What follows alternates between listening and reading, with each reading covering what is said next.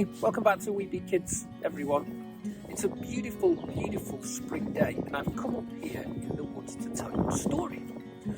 But this story I want to dedicate to somebody. A couple of weeks ago, I met a couple whilst we were doing our storytelling training, the Story Tribe, off in the Lake District.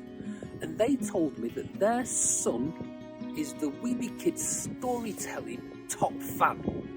They said every night he likes to listen to different stories on the storytelling page. So his name is Oak Wild, and his mum and dad are called Carl and Ruth. And I wanted to record this story and dedicate it to you, Oak.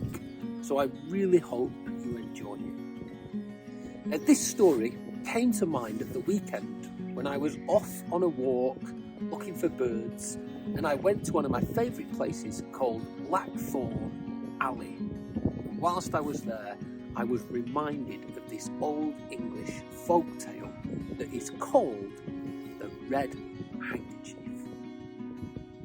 Now, this story happened on a day just like today. It was a beautiful spring morning. The sky was blue. The woods were filled with the song of birds. All around, the flowers had started to emerge. The snowdrops were rising up. The daffodils were bringing a splash of gold and yellow. And the crocus were dotted around too. And the whole air was filled with the anticipation of the coming bluebells. And on this day, a man was out for a walk. He'd noticed all of these flowers and he thought it must be the time when the blackthorn begins to flower. So he decided to head off to a place in the woods where he knew there were beautiful blackthorn trees, in the hope that their beautiful white petals would be out in full bloom. But when he arrived at the blackthorn trees, there weren't any petals there. But there was something else that he wasn't expecting. There, hanging off one of the big, long spines that you find on the blackthorn tree, was a little man. His green jacket was caught on the thorn. He wore green trousers, a hat, and black boots. And he was no taller than a tumbler.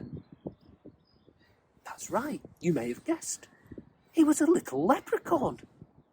And the man couldn't quite believe his luck. Because if you know anything about leprechauns, you will know that if you catch a leprechaun, it has to tell you where its pot of gold is.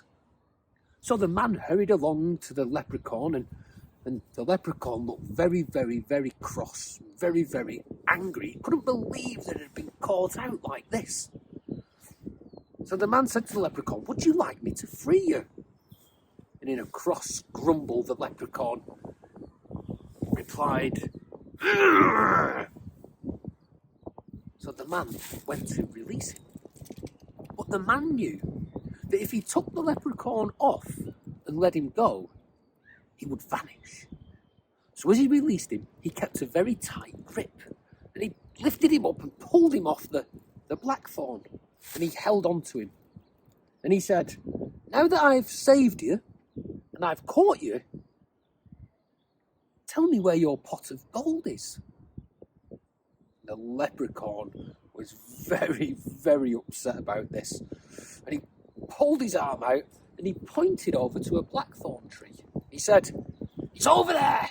It's under that blackthorn tree." And the man thanked him. And they went over.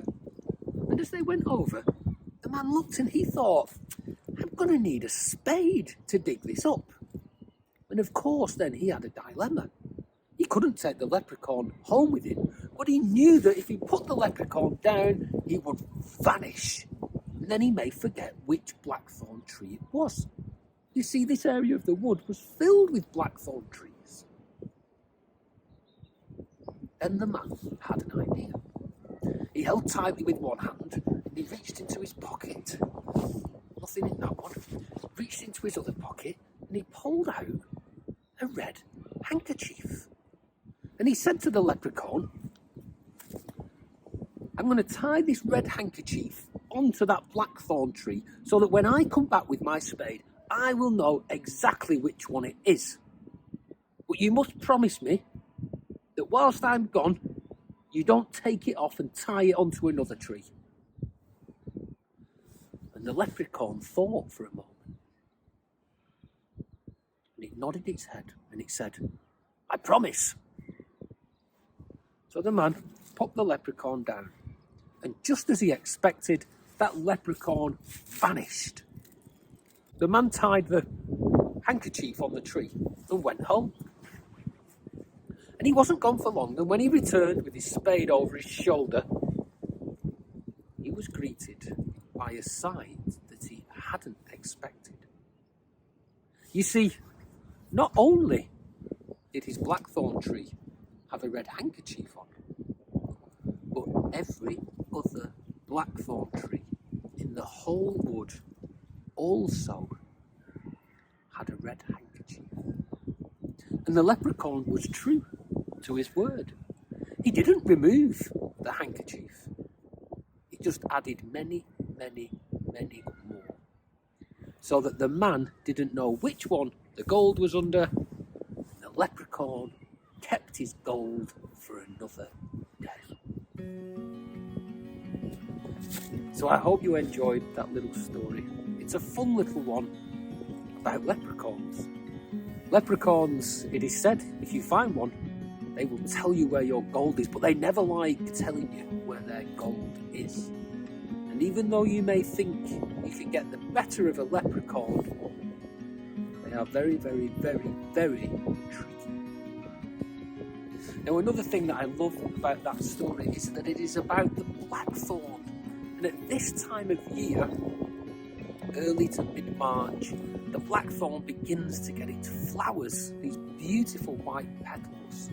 But they don't last for long, so it's a fleeting moment to come along and get a picture or just spend some time with the flowers.